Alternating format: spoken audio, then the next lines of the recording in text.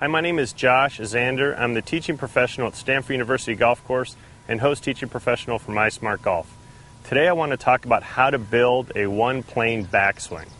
Before I talk about the details of how to build the one-plane backswing, let me just define what is meant by a one-plane swing. My mentor Jim Hardy came up with this term one-plane swing, and I think it's been misinterpreted. A lot of people think that one plane means you're swinging the club on the same plane the whole time. That would be a very small, short backswing, and you could hit the ball okay that way.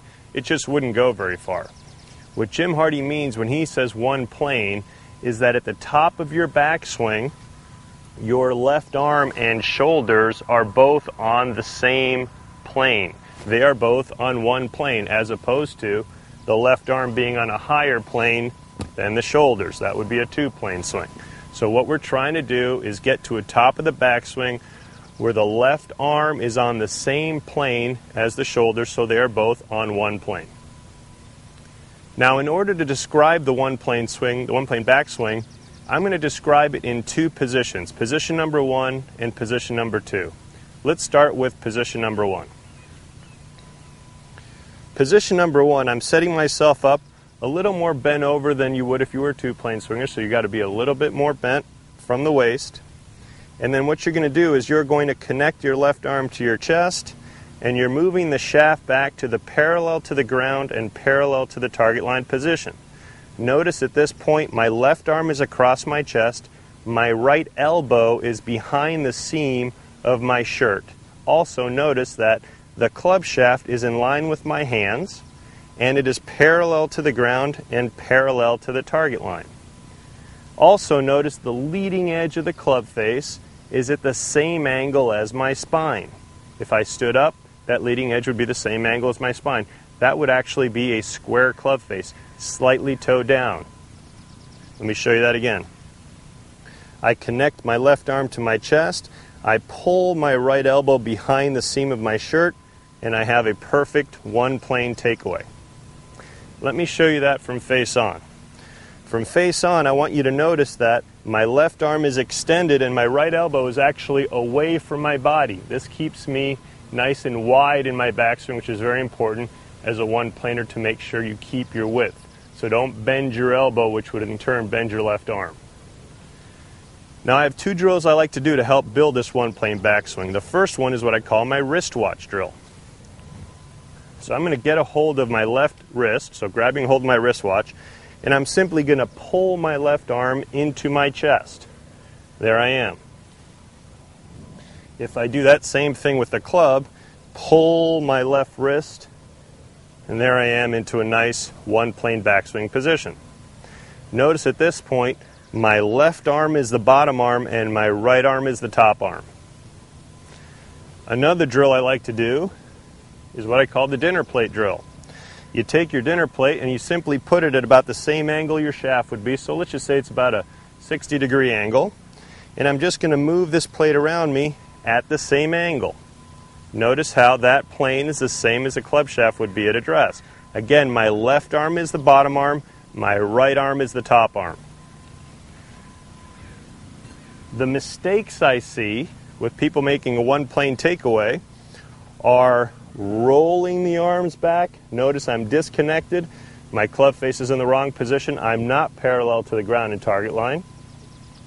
Also, excessive wrist cock. That's another mistake in a one-plane swing. That made the club go too much to the outside. Another thing I see is standing up as you do this. So you want to maintain your posture, and there we are in a nice one-plane backswing position. That's position number one. Now let's move to position number two. Okay. Position number two of the one-plane backswing is getting the club and your arms and your posture correctly at the top of the backswing. So remember, when we went to the one-plane takeaway, we were right here. From this position, what I'm going to do is reach my club head as far back as I can and get my left arm, which we remember is the bottom arm, to become the top arm. Now my left arm, shoulders, and club are all on one plane, hence the term one-plane backswing. Let me show you that again. So after I've gotten to here, I reach the club head back as if there were a wall back here, and get my left arm up and onto my shoulder plane. The way I did that was I made the left arm, which is currently the bottom arm, have it become the top arm. Notice the right arm becomes the bottom arm, and that helps support the club at the top of the backswing.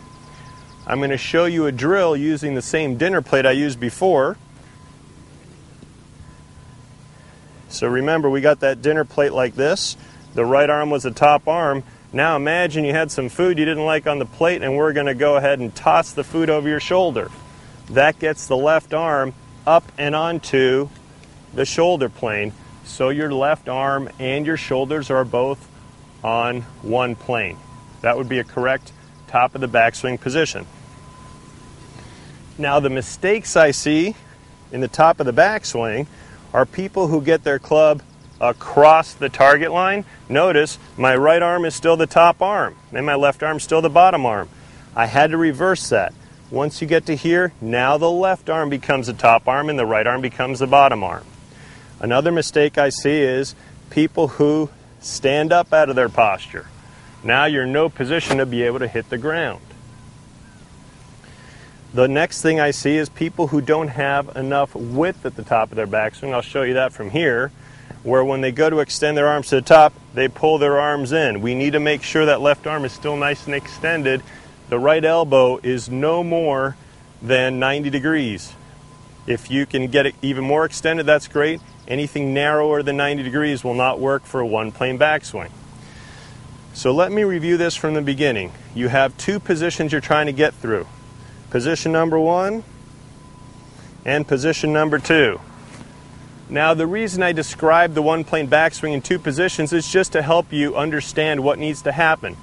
But please remember that the one-plane backswing is a fluid, continuous motion. You're moving through these positions. So the way I would practice this, I would go position 1, check that, that looks good. Position 2, check that, that looks good. And then try to blend that all into one motion. One motion there. Just like that. I do a lot of work in front of a mirror to make sure these positions are correct. You now have some checkpoints in order to build a fundamentally sound one-plane backswing.